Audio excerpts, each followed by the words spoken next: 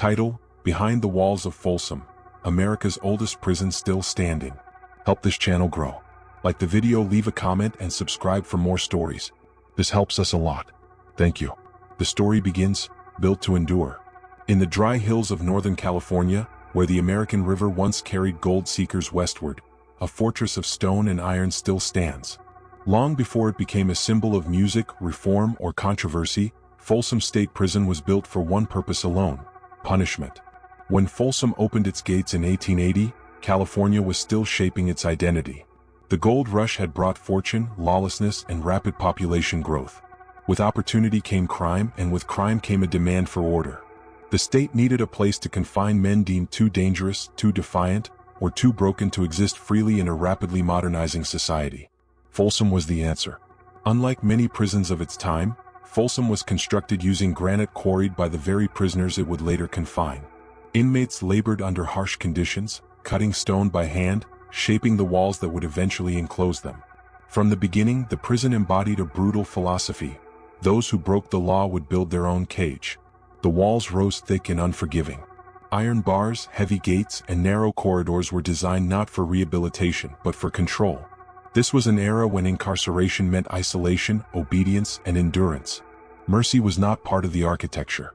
Folsom was among the earliest maximum security prisons in the United States, and its design reflected the thinking of the 19th century. Silence was enforced. Discipline was absolute. Guards wielded authority with little oversight, and prisoners were expected to submit without question.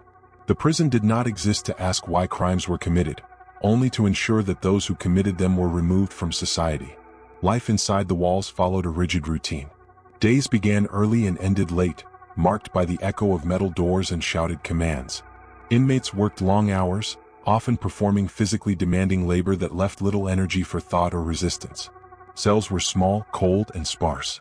Comfort was considered a weakness. Punishment extended beyond confinement.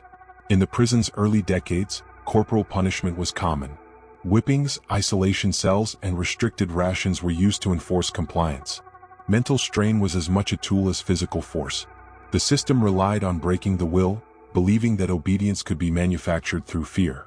Yet even in its earliest years, Folsom was more than just a prison. It was a reflection of American attitudes toward crime and control. Society believed safety could be achieved through severity. Criminals were viewed as moral failures rather than complex human beings shaped by circumstance, poverty, or trauma. Folsom became a monument to that belief. The prison's remote location was no accident. Situated away from major population centers, Folsom was meant to disappear from public view. What happened behind its walls was not meant to be seen or questioned. Families were separated by distance, letters were censored, and communication with the outside world was minimal. Inmates were meant to fade from memory. As decades passed, Folsom expanded. More cell blocks were added. Systems became more complex. But the core philosophy remained unchanged for much of its early history: order above all else. Control at any cost. By the early 20th century, the prison housed some of California's most notorious offenders. Overcrowding became a growing problem, straining resources and intensifying tension. Violence was not uncommon, both between inmates and between inmates and staff. The walls that were built to contain danger often amplified it instead. Despite its severity, Folsom survived where many other prisons were replaced, abandoned, or torn down. It adapted just enough to remain operational while retaining its identity as a hard institution. This endurance earned it a reputation, both feared and respected within the criminal justice system. Outside the prison, America was changing. Ideas about punishment and reform slowly began to shift. Progressives questioned whether cruelty truly reduced crime. Psychologists studied behavior. Reformers argued for education, work programs, and rehabilitation. But change came slowly to places like Folsom, where tradition and toughness were deeply ingrained. Inside, generations of men lived and aged behind bars. Some entered young and never left. Others served sentences that spanned decades, watching the world transform through letters, newspapers, and distant rumors. Time moved differently within the walls. Days blurred together. Years passed quietly. The architecture itself seemed to resist change. Thick stone absorbed sound and memory alike. Corridors bore the marks of countless footsteps. Cells held echoes of voices long gone. Folsom became a place where the past never fully disappeared. By the mid-20th century, Folsom stood at a crossroads. It was still operational, still feared, still imposing, but it was also increasingly out of step with modern thinking about incarceration. The prison system faced growing scrutiny, and Folsom, as one of its oldest institutions, became a symbol of that tension. Yet even as policies shifted and reforms were debated, the prison remained. Guards reported for duty. Inmates woke to the same steel doors. The daily routine continued, unchanged in its fundamentals. The walls had seen reform movements come and go before. They were built to last. What no one could have predicted was that Folsom's identity would one day extend beyond punishment. That a place built for silence would become known around the world. That iron bars and concrete floors would echo with something entirely unexpected. But before music, before cameras, before cultural legacy, there was only the prison itself, a fortress of discipline, history, and endurance. Folsom did not ask to become famous. It was built to be forgotten. And yet it refused to disappear. Life behind the bars. By the middle of the 20th century, Folsom State Prison was no longer just a relic of the past. It was alive, crowded, complex, and deeply human. While the granite walls remained unchanged, the lives unfolding inside them told stories far more intricate than the architecture ever could. For those incarcerated at Folsom, life was governed by routine. Every hour was scheduled, every movement regulated. Morning counts, work assignments, meals, recreation, and lockdowns followed a strict rhythm that rarely varied. Time was not measured by calendars but by bells, keys, and the sound of metal doors sliding shut. Cells were small and unforgiving. Privacy did not exist. Conversations were overheard. Silence was often enforced. At night, the glow of corridor lights filtered through bars, reminding inmates that rest was temporary and surveillance constant. Even sleep was shaped by the institution. Work was a central part of prison life. Many inmates labored in maintenance, kitchens, or workshops. Others were assigned to more physically demanding tasks. Labor was framed as discipline, something that kept men busy, compliant, and tired. For some, it provided structure. For others, it became another reminder of control. Relationships inside Folsom were shaped by necessity. Alliances formed quickly, often based on protection or shared survival. Trust was rare and fragile. Respect had to be earned, sometimes through quiet resilience rather than strength. Every interaction carried weight because mistakes could follow a person for years. Correctional officers, too, lived within the system.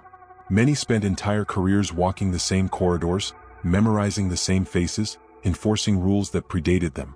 The relationship between staff and inmates was defined by authority, but also by familiarity. Over time, guards learned which men followed rules, which caused trouble, and which simply tried to disappear into routine. Violence was not constant, but the threat of it lingered. Tension was woven into daily life, an unspoken awareness that control could slip at any moment. The prison responded with rules, lockdowns, and discipline, reinforcing the message that order would always be restored. Outside the walls, America was changing rapidly.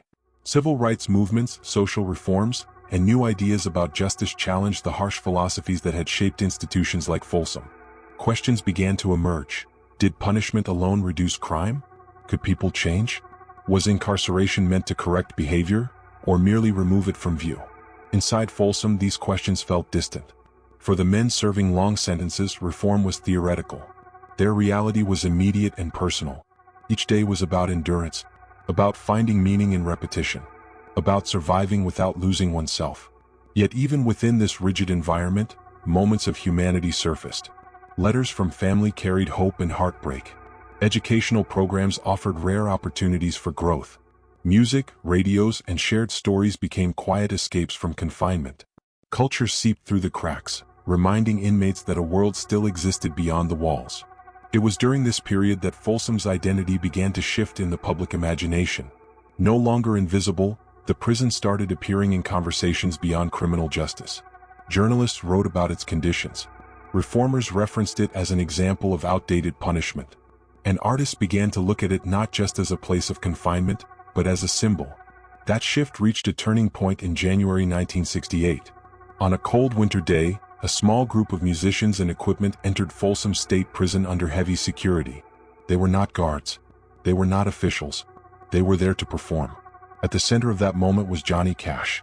Cash was already a major figure in American music, known for his deep voice and songs that spoke of hardship, regret, and resilience.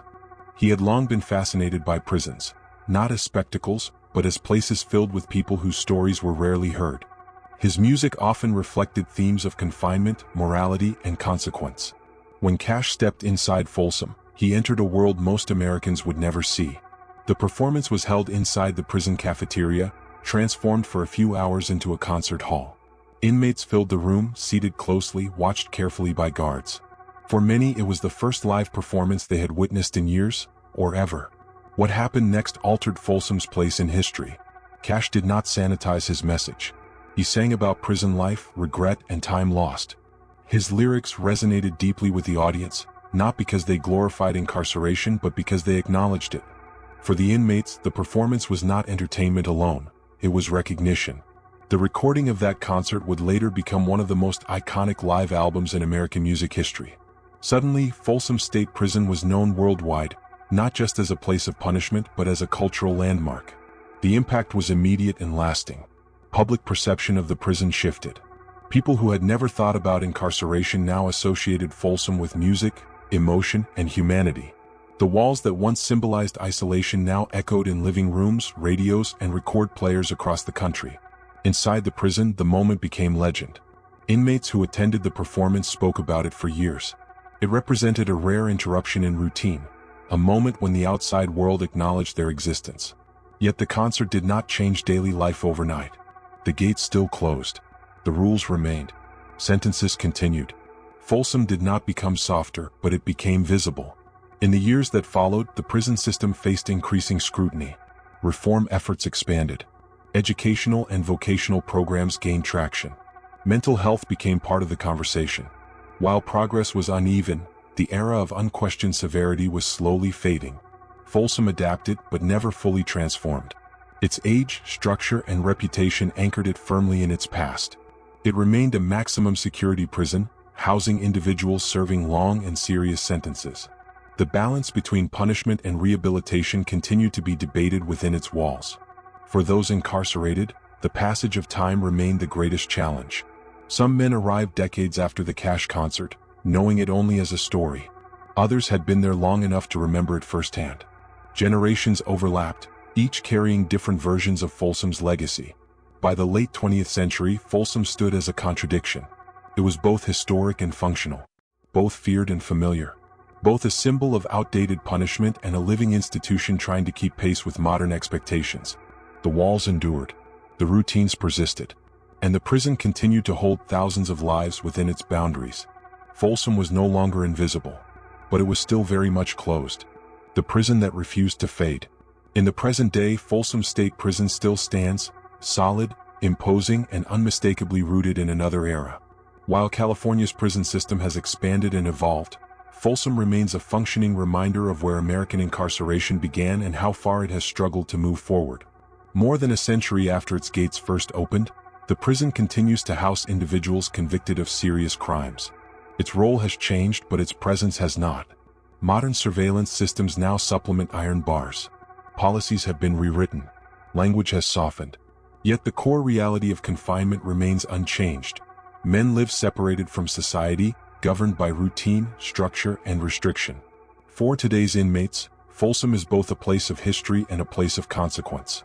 Many arrive aware of the prison's legacy. They know its name carries weight, inside the system and beyond it. But once processed, history becomes secondary to survival. The daily rhythm takes over. Counts, meals, movement, lockdowns. Time still moves slowly here. Over the years, California has introduced reforms aimed at reducing violence, improving rehabilitation, and preparing inmates for eventual release. Educational programs, vocational training, and mental health services now exist in ways they did not during Folsom's early decades. Some inmates earn diplomas.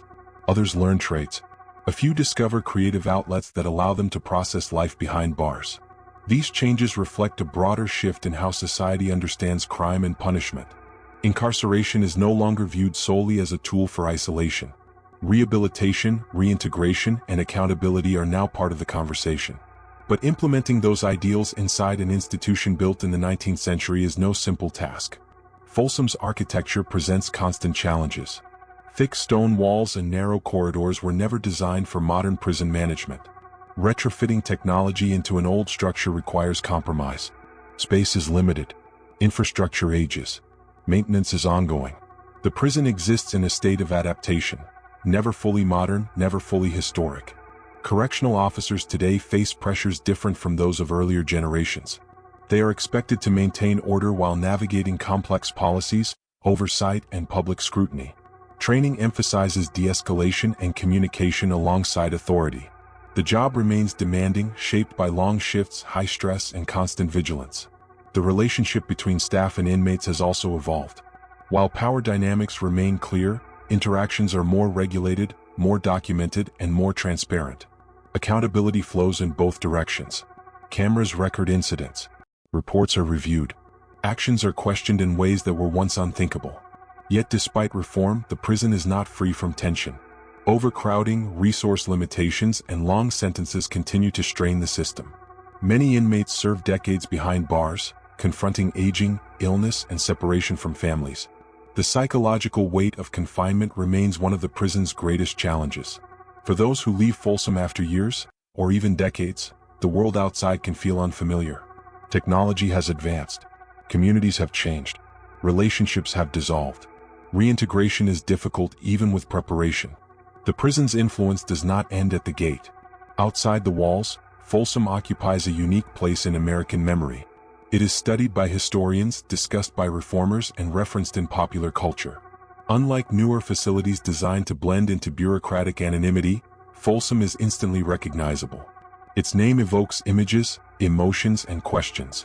Tourists visit nearby landmarks. Documentaries revisit its past. Scholars analyze its role in shaping policy. Few prisons have endured long enough to be examined across so many generations. Folsom is not just an institution, it is a timeline. That visibility comes with responsibility. As debates over incarceration continue, Folsom is often used as a reference point. Critics argue that no prison built on 19th century ideals can fully serve 21st century goals. Supporters counter that continuity offers stability and institutional knowledge. Both perspectives reveal the complexity of reform. What Folsom represents today depends on who is asked. To some, it is a symbol of endurance, a facility that has weathered social change while maintaining order. To others, it is evidence of a system slow to let go of outdated philosophies. For former inmates, it may represent lost years, survival, or transformation. For families, it can be a place of separation and hope in equal measure. The prison's cultural legacy still echoes quietly. While its most famous moment came decades ago, the idea that art, humanity, and recognition can exist even within confinement continues to influence how incarceration is discussed. Folsom reminds the public that prisons are not abstract systems. They are places where real lives unfold. As California explores alternatives to long-term incarceration, questions about Folsom's future occasionally surface. Could such an old institution ever close? Could it be repurposed? Or will it continue adapting as it has for more than a century? For now, the answer is clear. Folsom remains operational. Each day, gates open and close. Officers report for duty. Inmates wake to the same routines that have defined the prison for generations. The stone walls absorb new footsteps, new voices, new stories. Time moves forward even when the setting feels frozen. Folsom's endurance is not accidental. It exists because systems are difficult to dismantle once built. Because institutions gather momentum. Because history, once constructed in stone, resists erasure. Yet endurance does not mean immutability. The prison has changed, slowly, unevenly, but undeniably. What was once built solely to punish now exists within a broader conversation about justice, dignity, and responsibility. Folsom does not offer easy answers. It stands as a question carved into granite. How does a society hold people accountable while recognizing their humanity? How does it balance safety with compassion? And how long can institutions built for one era truly serve another?